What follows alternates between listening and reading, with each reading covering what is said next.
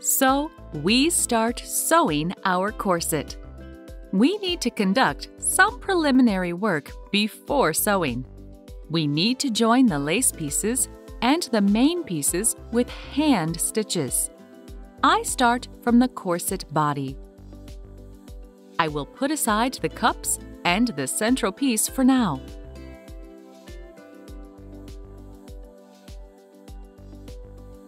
I will work with the front and back side first. I unpin the pieces very carefully. I try not to pull and deform the pieces.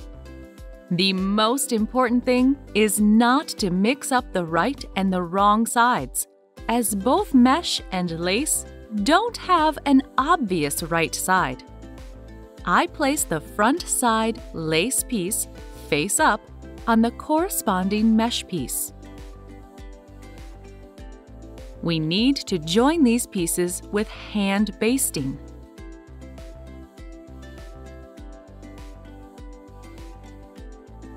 I recommend making basting along the cup sewing line, which we preliminarily marked.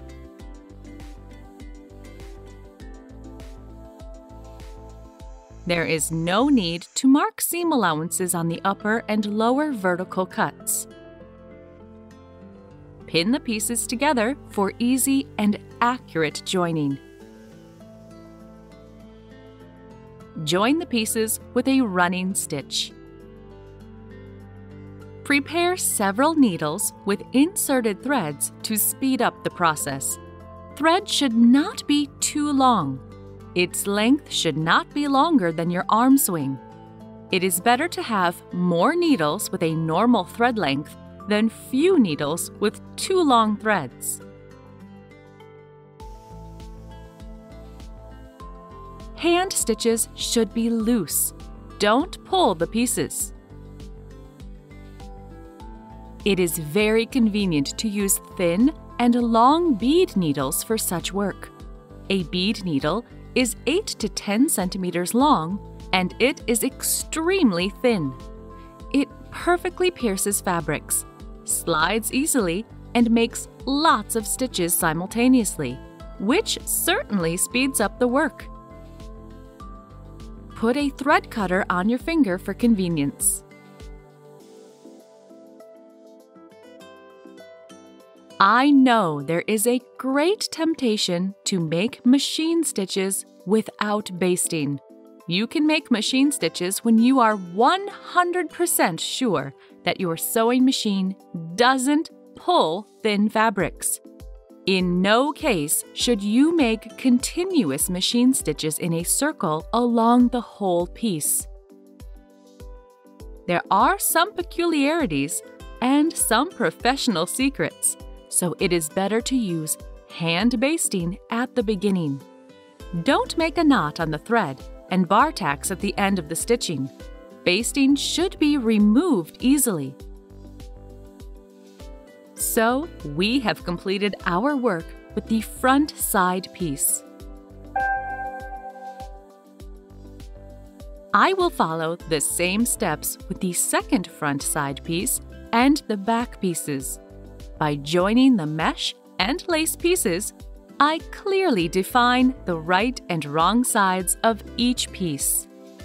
And the last step, we need to cut the continuous thread in the corners of all basted pieces, which will make it easier to undo basting later. Now I move to the front central piece. Here we have two peculiarities. There is a bone in the center, and the upper part should be neatly finished. I place the lace and mesh pieces right side facing, which are pinned together. Before finishing the upper cut, I insert bone casing between the layers of lace and mesh, which will serve as a tunnel for the central bone. There is no need to unpin the mesh and lace pieces completely in order to insert bone casing. You can simply bend mesh at the top. Ensure that the lace is placed face up, measure the desired length of bone casing, and place it with velvet right side between lace and mesh.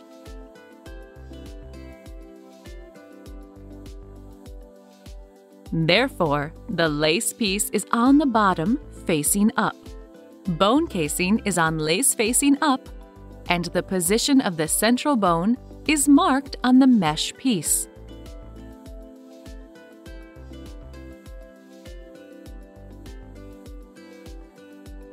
So I place the bone casing along the marking in the center of the piece and fix it with pins.